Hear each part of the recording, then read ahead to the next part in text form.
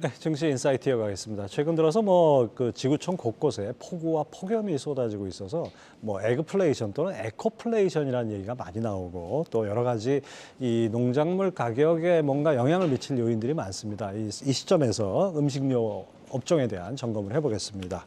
메리츠증권 김정욱 연구원 모셨습니다. 어서 오십시오. 안녕하세요. 먼저 이 농산물 가격이 좀 약간 들썩거리는 것 같아요. 네. 특히 이제 러시아가 흑해 곡물 협정을 탈퇴했다. 이것이 아무래도 조금 영향이 있을 것 같고 또 슈퍼 엘니뇨도 있고 여러 가지 요인들이 있잖아요. 이 부분부터 한번 짚어주시죠. 네. 일단 러시아에 대한 영향이 가장 컸던 시기는 22년도 초였습니다. 당시에 이제 밀가루 가격, 원재료가 되는 소맥 가격이 이제 오버슈팅을 했고요. 최근 들어서 이제 러시아 관련 뉴스에 대한 곡물가 민감도는 떨어진 건 사실입니다. 하지만 여전히 우리가 좀 긴장해야 될 부분은 기상 이변인데요. 작년에는 라니냐가 이슈였고 올해는 슈퍼 엘니뇨 우려가 대두가 되고 있습니다. 근데 과거를 돌이켜 보면 2015-16년도가 가장 엘니뇨 영향이 컸었는데요. 당시에 원당 가격이 2배 이상 올라가는 등 곡물가 영향을 줬었습니다. 하지만 그 외에 옥수수, 대두, 소맥은 안정화된 흐름을 보였거든요. 결국 이 기상이변 이슈가 발생하는 거는 글로벌리 이제 영향이 있지만 어떤 지역에 발생하냐 또 중요한데 옥수수, 대두, 소맥 중심인 남미, 북미에는 큰 영향이 없었거든요. 엘니뇨 때는. 그러다 보니까 결국 원당 중심의 상승이 나왔다 이렇게 볼 수가 있습니다. 그래서 이번 엘니뇨 역시 기간과 강도 중요하겠지만 어떤 지역에 영향을 주냐. 결국 동남아, 인도 중심의 영향이라면 원단가 상승으로만 이어질 가능성이 있다 이렇게 보고 있습니다. 네, 엘니뇨가 이쪽 아시아 쪽에 이제 폭우를 쏟아내니까 맞습니다. 상대적으로 그렇군요. 자, 음식료 업종 한번 살펴보죠. 그 연구원님 리포트를 보니까 하반기 소비 시장이 양극화 소비가 가속화될 것이다 이렇게 보셨어요. 10만 원 넘는 빙수 예약 전쟁이 벌어지는 반면에 한쪽에서는 완전히 극단적인 무소비, 무지출 이렇게 나오는데 이런 것들이 음식료 주가에도 영향을 미치지 않을까요? 네. 실제로 이제 식품 소비에 영향을 주고 있습니다. 극단적인 소비자가 등장하고 있는데요. 본인의 이제 가심비 소비, 가치를 위해서 만족도를 높이기 위한 소비는 또 이뤄내면서도 그걸 아끼기 위해서 그 소비를 이뤄내기 위해서 또 극단적으로 무지출, 짠테크 이렇게 이루어지고 있거든요. 음식료에서도 음식료 업체들이 그동안 이 프리미엄 HMR 쪽에 많이 주력했었는데 소비자들이 여기를 외면하고 가성비가 좋은 필수재, 라면이라든지 또는 캔 가공식품이라든지 이런 쪽으로 쏠림이 나오고요. 또 한편으로는 이 하이엔드, 이 파인다이닝 레스토랑 쪽으로 몰리고 있습니다. 이러다 보니까 식품 업체들 역시 이 소비자들의 이 양극화 소비에 따라서 매출 희비가 엇갈리고 있는 상황입니다. 그렇군요. 자, 그런 상황에서 지금 음식료주의 탑픽을 꼽아주신다면요? 네, 저는 이 양극화 소비에 적응할 수 있는 기업들이 내수 소비에서는 중요하다고 보고 있고요. 그래서 하반기 전망 자료를 작성했듯이 농심과 CJ 제일제당을 탑픽스로 꼽고 있습니다. 먼저 농심부터 설명을 드리면 올해 이제 가성비 소비가 뚜렷해지면서 지난 2년간의 가격 인상에도 불구하고 수요가 증가하고 있습니다. 라면은 가성비 소비에서 소비자들의 선택을 받고 있다는 거고요. 그리고 또 주목할 부분은 해외 시장의 성장입니다. 특히 미국을 중심으로 한 라면 시장의 성장. 작년에는 30% 성장을 보였는데요. 올해 1분기에도 43% 고성장을 또 이뤄냈습니다. 그래서 해외 쪽 성장이 기대가 된다는 게 포인트고요. 제일제당은 1분기 실적이 많이 부진했습니다. 그리고 이제 2분기까지도 전년도에 높은 베이스로 인해서 실적에 부담이 있지만 2분기를 끝으로 이 실적에 대한 하향이 좀 마무리가 될 걸로 보고 있고요. 1분기 대비해서 이제 2분기, 전분기 대비해서 실적이 기대 대비 좀 상회하는 모습을 보여주면서 실적 기대를 좀 충족시킬 거고 하반기 들어서는 좀 베이스 부담이 낮아지면서 또 실적 눈높이가 올라갈 수 있는 그런 가능성이 있기 때문에 이 필수 소비재 측면에서의 식품 소비 대응과 또 실적 측면에서 모두 포인트가 있다고 보고 있습니다. 네. 원당 가격에 영향을 미친다면은 제일제당 같은 경우에 약간 좀 그 원재료 가격 올라가는 그 영향을 받지 않을까요? 맞습니다. 일단 원당 상승 같은 경우는 또 이게 기업들이 어떻게 대응할지 모르겠으나 또 가격 인상을 좀 준비하고 있거든요. 설탕 가격에 대해서 B2B 쪽으로. 그래서 그런 부분도 좀 기대할 수가 있고 나머지 곡물들 그리고 농산물들 하락으로 인해서 일단 원가에서는 3분기부터는 발생하지 않을까 기대를 좀 하고 있습니다. 자, 먼저 농심부터 살펴볼까요? 농심이 라면값 올렸을 땐 좋았는데 라면값을 내리니까 주가가 좀 약간 약세를 보였습니다. 그러다 다시 또 요즘 조금 만회하는 분위기인데요. 먹태깡이 돌풍이라고 그러고 2분기 실적도 컨센서스를 상회할 것이다 이렇게 보셨는데 어떤 이유가 있는 겁니까? 네, 일단 2분기까지는 가격 인하 영향은 없고요. 2분기까지도 가격 인상 효과가 반영되는 가운데 수요 증가 그리고 해외 시장의 고성장 이어지기 때문에 2분기 실적 역시 기대를 상회하지 않을까 생각을 좀 하고 있고요.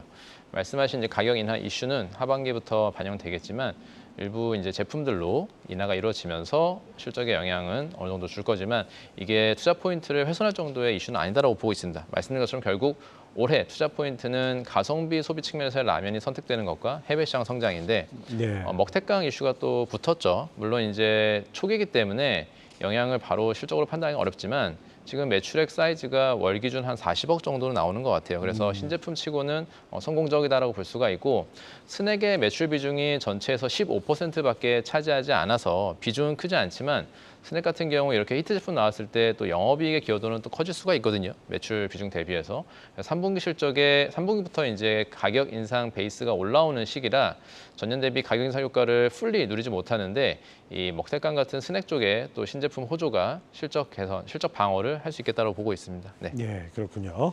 자, 가성비 소비와 함께 또 한 축이 이제 해외에서의 선전인데 특히 그 농심 신동원 회장이 2030년까지 미국 시장에서 연매출을 3배로 늘리겠다. 아주 네. 대단한 포부를 밝혔어요. 그래서 라면 시장 1위에 오르겠다고 하는데 해외에서의 성장성은 어느 정도입니까? 네.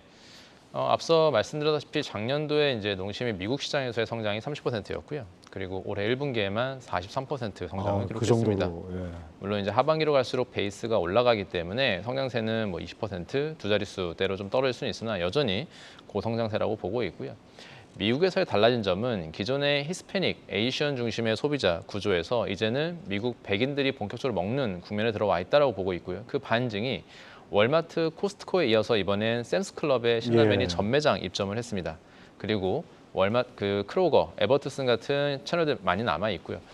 이런 유통 채널의 확장 역시 소비자 저변 확대에 우리가 반증으로 볼 수가 있고요. 농심이 기존에는 이 공장의 라인 증설을 많이 검토했었어요. 그래서 이 공장 캐파가 2,500억 정도, 여기에 라인을 증설하게 되면 한 1,500억 정도의 캐파가 늘어나는 걸로 계획을 잡았었는데 3공장으로 방향을 좀 튼 것 같거든요. 3공장 캐파는 약 4,000억 정도, 1공장에 맞먹는 수준으로 기대를 하고 있습니다. 그러면 그 규모 자체가 이미 미국 시장에서의 약간 자신감을 보여주고 있다고 생각을 좀 하고 있고요.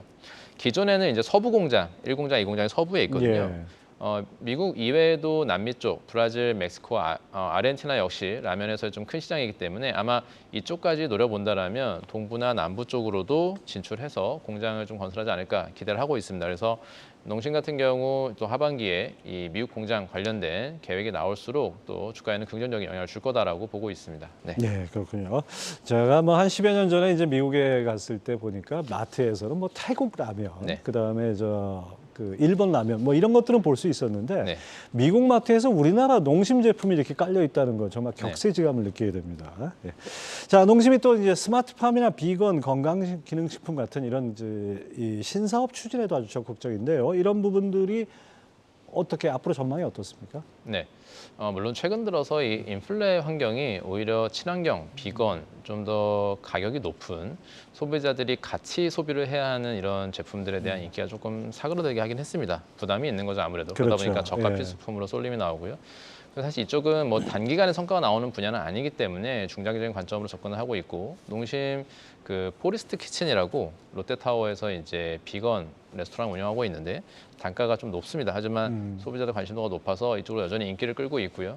농심도 이제 태경농사이나 자회사가 있고 이쪽으로 인해서 아마 중장기적인 관점으로 친환경, 비건 소비는 계속해서 집중할 걸로 보고 있습니다. 네. 예.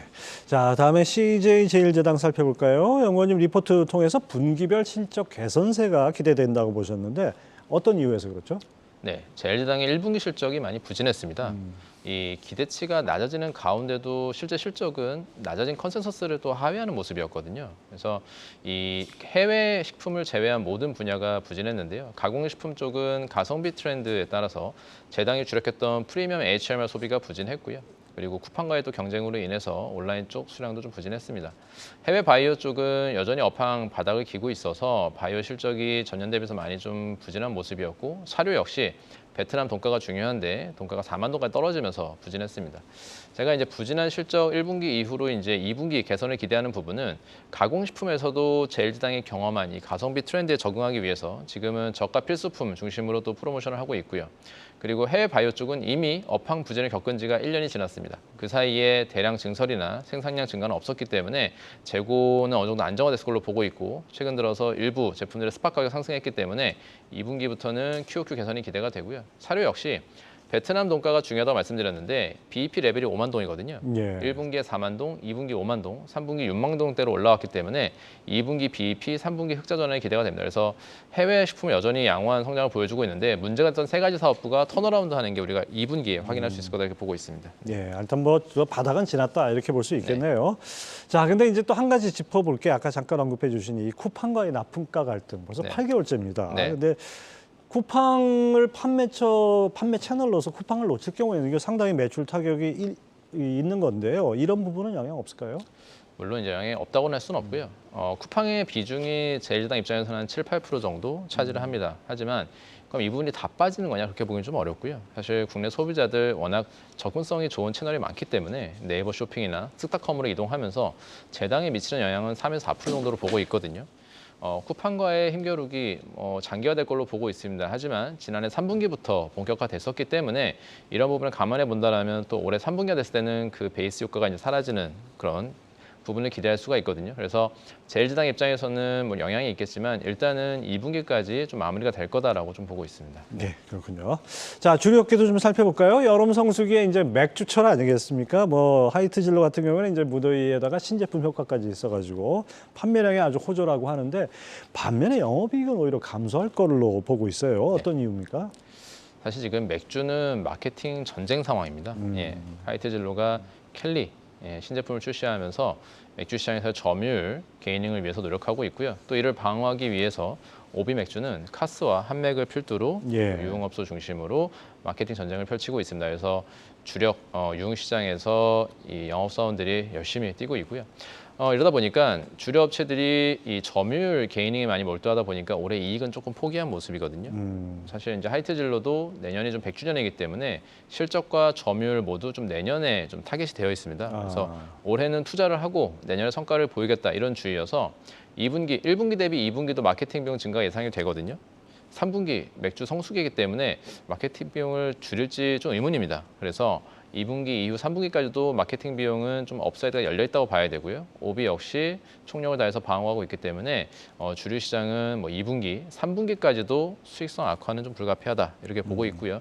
내년도 매출 성과 그리고 점유율 성과에 따라서 영업이익에서는 이제 좀 기대할 수 있겠다 성과를 이렇게 보고 있습니다. 네. 예. 음식료나 주류 같은 분야 이렇게 우리 손이 이렇게 먹고 마시는 이쪽에서는 어떻게 이렇게 항상 구간이 명관이다라는 생각이 들어요. 네, 늘 맞습니다. 이렇게 오래된 업력을 가진 기업들이 여전히 잘하고 뭐 성과를 내고 있는데 그 이유가 네. 뭡니까? 특별히 있을까요? 음식료 제품들의 라이프 사이클을 보게 되면 초기에 신제품이 나와서 인기를 끌고요. 대중화되고 나서 성숙기에 들어선 뒤에도 다시 레트로 열풍을 불면서 재도약하기도 하고요. 그리고 소비자들이 결국 이 맛에 중독됐기 때문에 오랜 시간 음용하고 또 먹는다고 좀 보고 있거든요. 그래서 다른 뭐 기술 혁신이 필요한 제품보다는 소비자들의 좀 기호식품적 성격이 강하기 때문에 장기화되고 오랜 브랜드 스테디셀러가 이제 만들어진다고 좀 보고 있습니다. 네. 예, 그 아는 맛이 무섭다는 얘기가 생각나네요. 자, 이외에도 주목할 만한 음식료 기업 있을까요? 제가 이제 음식료에서 주로 보는 포인트가 국내에서는 가성비 소비에 적합하게 필수재를 잘 팔고 있고 해외는 특히 이제 미국 시장 성장하는 기업을 좋게 보고 있는데요. 그에서는 중소형주에서는 풀무원도 꼽힙니다. 예, 풀무원 같은 경우는 국내에서는 두부, 콩나물, 필수품 판매를 하고 있고요. 해외 시장 특히 이제 미국 쪽 투자를 작년에 이제 끝냈는데 그래서 대규모 투자가 마무리된 상태여서 올해부터는 그 투자의 과실을 좀 따낼 수 있는 시기로 보고 있고요. 중국 역시도 HMR, 그다음에 파스타류, 두부류 해서 가공식품 판매를 잘하고 있기 때문에 작년에 풀무원이 연결 영업이익이 260억인데 해외 사업 적자만 400억이 났습니다. 예, 해외 사업이 올해부터는 좀 턴어라운드 기대가 있기 때문에 전체 영업이익 좀 턴어라운드한 모습이 올해 하반기, 상반기부터는 좀 확인될 거다라고 좀 보고 있습니다. 예, 네. 그렇군요. 자, 하반기 음식료주 전망과 투자 전략 어떻게 가져가야 될까요? 네. 말씀드린 것처럼 이제 서두에 곡물가에 대해서 좀 불안감이 있다 말씀드린 것처럼 원가에 대한 기대 그리고 판가 인상에 따른 스프레드 개선 기대하기에는 또 판가 인하 이슈도 있었죠. 그래서 음식료 전체의 모멘텀은 좀 둔화되어 있습니다. 그래서 개별 이슈가 중요할 텐데 말씀드린 것처럼 필수재 판매하면서 국내에서는 양호한 소비 트렌드 적응하는 기업들이 좋을 거고요. 해외 쪽에서는 특히 미국 시장의 성장이 중요할 거다. 그래서 개별 이슈가 중요한 농심, CJ 제일지당, 풀무원 같은 기업들 주목하자고 생각하고 있습니다. 네. 예, 그렇군요. 자, 메리츠 증권 김정우 연구원 함께했습니다. 말씀 감사합니다. 감사합니다.